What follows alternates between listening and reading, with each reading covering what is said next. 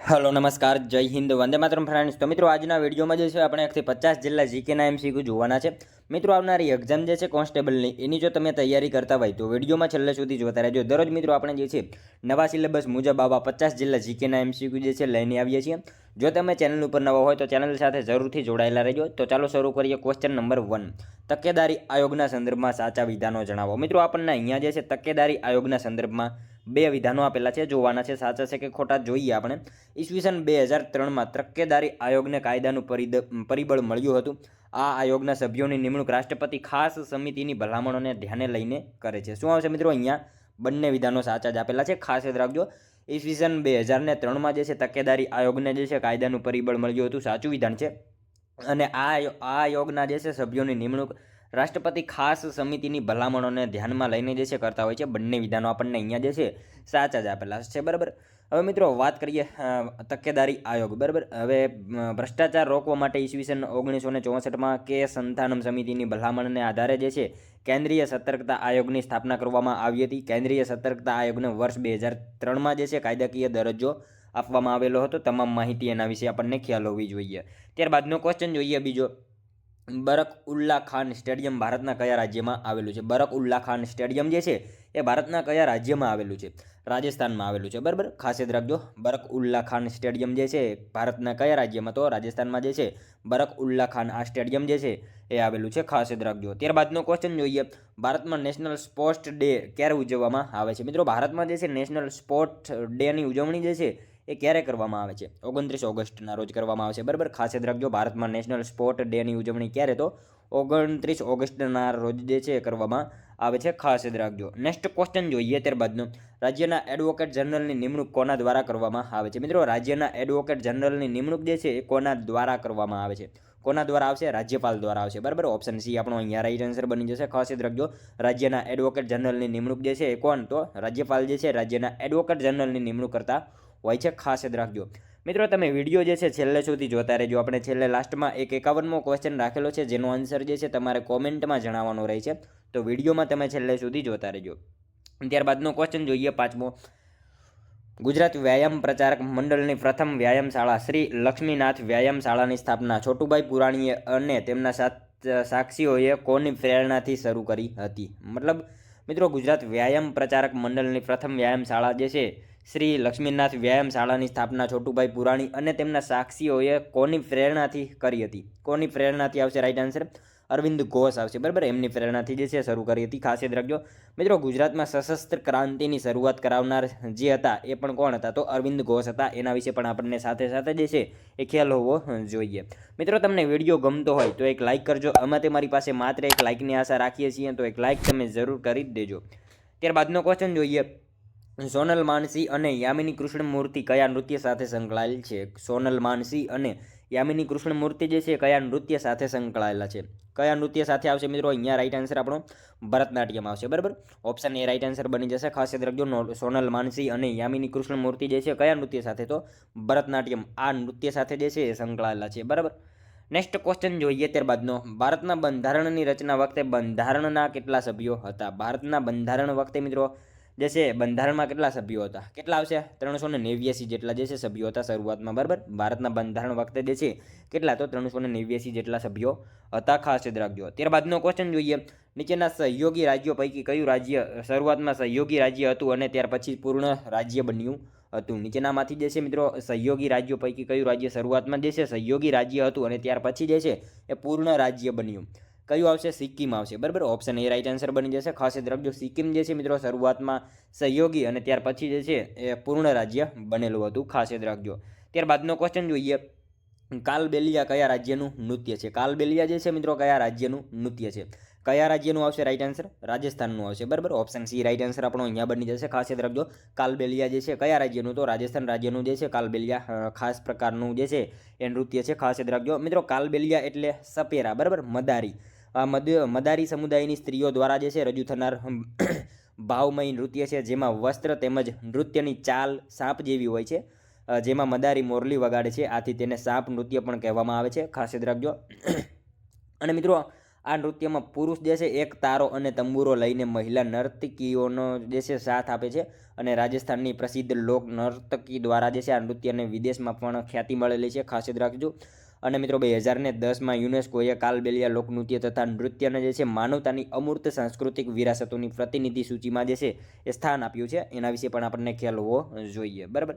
Next question જોઈએ ત્યારબાદનો, vitamin એની ઉણપથી કયો રોગ થાય છે, મતલબ કે કયા અંગને નુકસાન થાય છે? વિટામિન એની ઉણપથી જે છે શરીરના કયા અંગને નુકસાન થાય છે? આંખને નુકસાન થાય છે, બરાબર। વિટામિન એની ઉણપથી શરીરના કયા અંગને? તો આંખને જે છે એ નુકસાન થતું હોય છે। નેક્સ્ટ ક્વેશ્ચન જોઈએ ત્યારબાદનો, દક્ષિણના ચોલ વંશમાં કેટલા સ્તરીય વ્યવસ્થા જોવા મળતી હતી? મિત્રો દક્ષિણના જે છે ચોલ વંશમાં કેટલા સ્તરીય વ્યવસ્થા જે છે જોવા મળતી હતી? 6 સ્તરીય આવશે, બરાબર। ઓપ્શન બી રાઈટ આન્સર આપણો અહીંયા બની જશે, ખાસ યાદ રાખજો।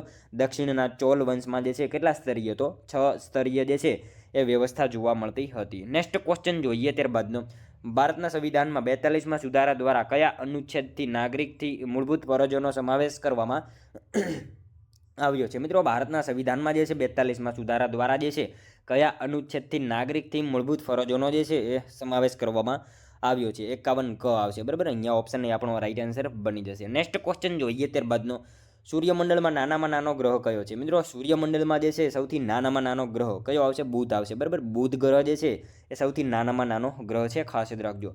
ત્યારબાદનો ક્વેશ્ચન જોઈએ, ગ્રામ પંચાયતમાં વહીવટી તથા મહેસૂલી કામ કરનાર કર્મચારી કોણ હોય છે? મિત્રો ગ્રામ પંચાયતમાં જે છે વહીવટી તથા મહેસૂલી કામ કરનાર કર્મચારી જે છે નીચેનામાંથી કોણ હોય છે? કોણ આવશે રાઈટ આન્સર?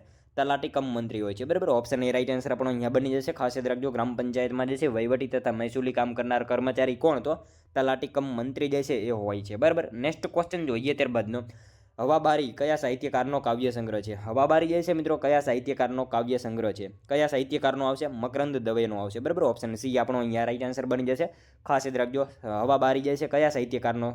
તો શું આવશે? મકરંદ દવેનો જે છે એ સાહિત્યકારનો કાવ્ય સંગ્રહ છે, ખાસ યાદ રાખજો। નેક્સ્ટ ક્વેશ્ચન જોઈએ ત્યારબાદનો, પુનિત મહારાજે કયું માસિક પત્ર શરૂ કર્યું હતું? મિત્રો પુનિત મહારાજે જે છે કયું માસિક પત્ર શરૂ કર્યું હતું? જનકલ્યાણ આવશે, બરાબર। ઓપ્શન સી આપણો અહીંયા રાઈટ આન્સર બની જશે, ખાસ યાદ રાખજો। પુનિત મહારાજે કહ્યું તો જનકલ્યાણ આ માસિક પત્ર જે છે પુનિત મહારાજે શરૂ કરેલું હતું। મિત્રો વાત કરીએ પુનિત મહારાજ, બરાબર। પુનિત મહારાજનો જન્મ મિત્રો ધંધુકા ખાતે થયો હતો અને 60 કરતાં પણ વધારે ગ્રંથો એમણે લખેલા છે, એના વિશે આપણને ખ્યાલ હોવો જોઈએ। અને મિત્રો ખાસ યાદ રાખજો, એમને જે છે એક પ્રખ્યાત ગીત લખેલું છે, મા બાપને ભૂલશો નહીં, બરાબર। આ જે છે પુનિત મહારાજે આ ગીત લખેલું છે, એના વિશે આપણને સાથે સાથે ખ્યાલ હોવો જોઈએ। ત્યારબાદનો ક્વેશ્ચન જોઈએ, મહાવીર સ્વામીને જ્ઞાનની પ્રાપ્તિ કયા વૃક્ષ નીચે થઈ હતી? મિત્રો મહાવીર સ્વામીને જે છે જ્ઞાનની પ્રાપ્તિ કયા વૃક્ષની નીચે થઈ હતી? શું આવશે? સાલ આવશે, સાલના વૃક્ષની નીચે જે છે મહાવીર સ્વામીને જ્ઞાનની પ્રાપ્તિ થયેલી હતી, ખાસ યાદ રાખજો। ત્યારબાદનો ક્વેશ્ચન જોઈએ, સૌથી વધારે પુરુષ સાક્ષરતા કયા જિલ્લામાં જોવા મળે છે? મિત્રો સૌથી વધારે જે છે પુરુષ સાક્ષરતા કયા જિલ્લામાં જોવા મળે છે? ગાંધીનગર જિલ્લામાં જોવા મળે છે, બરાબર। ઓપ્શન બી આપણો અહીંયા રાઈટ આન્સર બની જશે, ખાસ યાદ રાખજો। સૌથી વધારે પુરુષ સાક્ષરતા કયા જિલ્લામાં? તો ગાંધીનગર જિલ્લામાં સૌથી વધારે પુરુષ સાક્ષરતા જે છે એ જોવા મળે છે। ત્યારબાદનો ક્વેશ્ચન જોઈએ, કલાયતન સંસ્થાના સ્થાપકનું નામ જણાવો। કલાયતન સંસ્થાના સ્થાપકનું નામ જે છે એ જણાવવાનું છે। શું આવશે મિત્રો રાઈટ આન્સર? અહીંયા ભીખુભાઈ ભાવસાર આવશે, બરાબર। ઓપ્શન ડી આપણો અહીંયા રાઈટ આન્સર બની જશે, ખાસ યાદ રાખજો। કલાયતન સંસ્થાના સ્થાપક કોણ? તો ભીખુભાઈ ભાવસાર જે છે એ કલાયતન સંસ્થાના સ્થાપક છે। ત્યારબાદનો ક્વેશ્ચન જોઈએ, કૃષિ વિજ્ઞાન કેન્દ્ર ક્યાં આવેલું છે? કૃષિ વિજ્ઞાન કેન્દ્ર જે છે એ મિત્રો ક્યાં આવેલું છે? ક્યાં આવશે? ડીસા આવશે, ડીસા ખાતે જે છે બનાસકાંઠામાં ડીસા ખાતે કૃષિ વિજ્ઞાન કેન્દ્ર જે છે એ આવેલું છે, ખાસ યાદ રાખજો। ત્યારબાદનો ક્વેશ્ચન જોઈએ, ગુજરાતનો પ્રથમ મુસ્લિમ સૂબો કોણ હતો? ગુજરાતનો જે છે પ્રથમ મુસ્લિમ સૂબો નીચેનામાંથી કોણ હતો? અલફ ખાન હતો, બરાબર। ઓપ્શન એ રાઈટ આન્સર બની જશે, ખાસ યાદ રાખજો। ગુજરાતનો પ્રથમ મુસ્લિમ સૂબો કોણ હતો? અલફ ખાન જે છે એ ગુજરાતનો પ્રથમ મુસ્લિમ સૂબો હતો। મિત્રો તમે વિડીયો જે છે છેલ્લે સુધી જોતા રહેજો અને છેલ્લે જે છે લાસ્ટમાં આ 50માંથી તમારા કેટલા સાચા પડે છે એ પણ તમારે સાથે સાથે ટેસ્ટ આપતું રહેવાનું છે અને લાસ્ટમાં તમારે જે છે કોમેન્ટમાં જણાવવાનું છે કે તમારા 50માંથી કેટલા સાચા પડ્યા, બરાબર। નેક્સ્ટ ક્વેશ્ચન જોઈએ ત્યારબાદનો, બુદ્ધ અને તેમના શિષ્યો વચ્ચેના સંવાદોનો સંગ્રહ નીચે પૈકી શામાં છે? બુદ્ધ અને તેમના શિષ્યો વચ્ચેના સંવાદોનો સંગ્રહ જે છે એ નીચેનામાંથી શેમાં છે? શેમાં આવશે મિત્રો રાઈટ આન્સર? અહીંયા સૂત પીટકમાં છે, બરાબર। ઓપ્શન બી આપણો અહીંયા રાઈટ આન્સર બની જશે, ખાસ યાદ રાખજો। બુદ્ધ અને તેમના શિષ્યો વચ્ચેના સંવાદોનો સંગ્રહ જે છે નીચેનામાંથી શેમાં? તો સૂત પીટકમાં એનો સંગ્રહ જોવા મળે છે। મિત્રો બૌદ્ધ સાહિત્ય, બરાબર, બૌદ્ધ સાહિત્ય અધિકૃત અને રચનાઓમાં વિભાજિત છે, બરાબર। ત્રિપિટક અધિકૃત બૌદ્ધ સાહિત્ય છે. વિનય પિટકની વાત કરીએ તો બૌદ્ધ ભિક્ષુઓ માટેના નિયમો છે. અચ્યુત પિટકની વાત કરીએ તો નૈતિકતા અને ધર્મથી સંબંધિત બુદ્ધના સંવાદ અને ભાષણો જોવા મળે છે. અભિધમ પિટકની વાત કરીએ તો મિત્રો દર્શન અને તત્વમીમાંસા, જ્ઞાન અને ધર્મ, મનોવિજ્ઞાન પર આધારિત સિદ્ધાંત છે. જાતક કથાઓ બૌદ્ધ સાહિત્ય છે, જેમાં મિત્રો બુદ્ધના પૂર્વજન્મોની જે છે કથાનો સંકલન કરવામાં આવેલું છે. બરાબર, બધી વિશે આપણને ખ્યાલ હોવો જોઈએ. ત્યારબાદનો ક્વેશ્ચન જોઈએ. ઉત્તર ગુજરાતના ઠાકોર સમાજનું જાણીતું નૃત્ય કયું છે? મિત્રો ઉત્તર ગુજરાતના જે છે ઠાકોર સમાજનું જાણીતું નૃત્ય નીચેનામાંથી કયું છે? ઠાગા નૃત્ય આવશે. બરાબર, ઓપ્શન સી આપણો અહીંયા રાઈટ આન્સર બની જશે. ખાસ યાદ રાખજો, ઉત્તર ગુજરાતના જે છે ઠાકોર સમાજનું જાણીતું નૃત્ય કયું? તો ઠાગા જે છે નૃત્ય એ ઉત્તર ગુજરાતના ઠાકોર સમાજનું જાણીતું એવું નૃત્ય છે. ત્યારબાદનો ક્વેશ્ચન જોઈએ.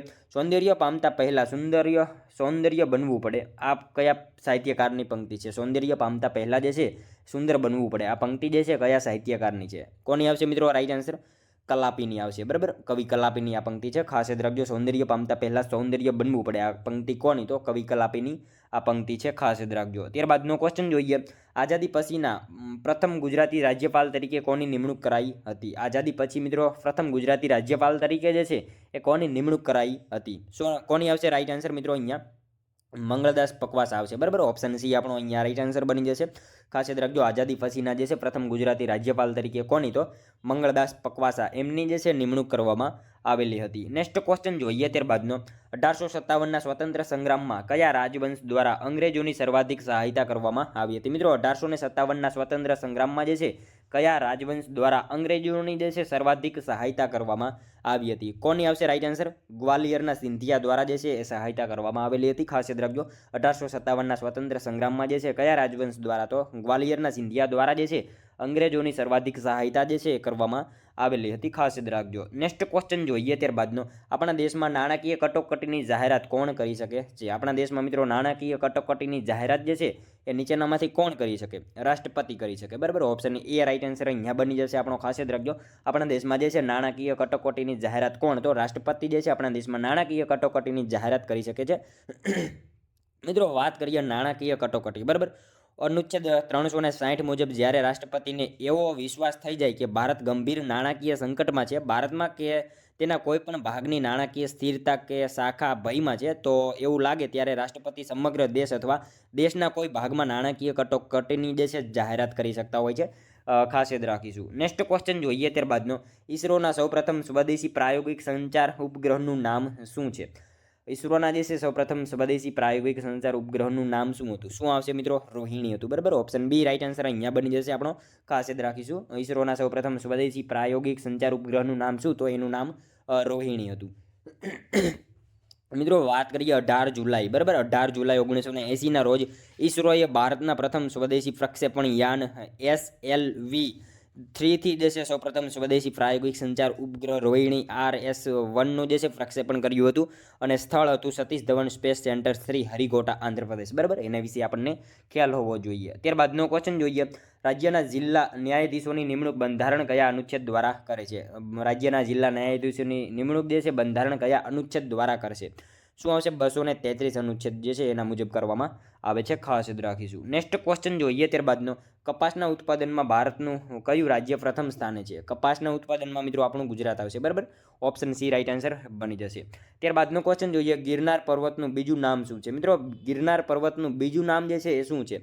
તો શું આવશે? રેવતક એનું બીજું નામ છે. બરાબર, ઓપ્શન એ રાઈટ આન્સર બની જશે. ખાસ યાદ રાખજો, ગિરનાર પર્વતનું બીજું નામ શું? તો એનું બીજું નામ રેવતક એવું છે. બરાબર, ત્યારબાદનો ક્વેશ્ચન જોઈએ. સિંધુ ઘાટી સભ્યતાનું ગુજરાતમાં મળેલું સૌપ્રથમ નગર કયું હતું? સિંધુ ઘાટી સભ્યતાનું મિત્રો ગુજરાતમાં મળેલું જે છે સૌપ્રથમ નગર નીચેનામાંથી કયું હતું? રંગપુર હતું. બરાબર, ઓપ્શન સી રાઈટ આન્સર બની જશે. ખાસ યાદ રાખજો, સિંધુ ઘાટી સભ્યતાનું ગુજરાતમાં મળેલું સૌપ્રથમ નગર કયું? તો રંગપુર જે છે એ હતું. બરાબર, ત્યારબાદનો ક્વેશ્ચન જોઈએ. ગુજરાતનો પૌરાણિક ઇતિહાસ કોના સમયથી શરૂ થાય છે? મિત્રો ગુજરાતનો પૌરાણિક ઇતિહાસ જે છે કોના સમયથી શરૂ થાય છે? સરિયાતી. બરાબર, સરિયાતીના સમયથી જે છે ગુજરાતનો પૌરાણિક ઇતિહાસ જે છે એની શરૂઆત થઈ જાય છે. બરાબર, ત્યારબાદનો ક્વેશ્ચન જોઈએ. જૂનાગઢના શિલાલેખમાં નીચેનામાંથી કયા રાજવીના લેખનો ઉલ્લેખ મળતો નથી? જૂનાગઢના શિલાલેખમાં મિત્રો નીચેનામાંથી જે છે કયા રાજવીના લેખનો ઉલ્લેખ મળતો નથી?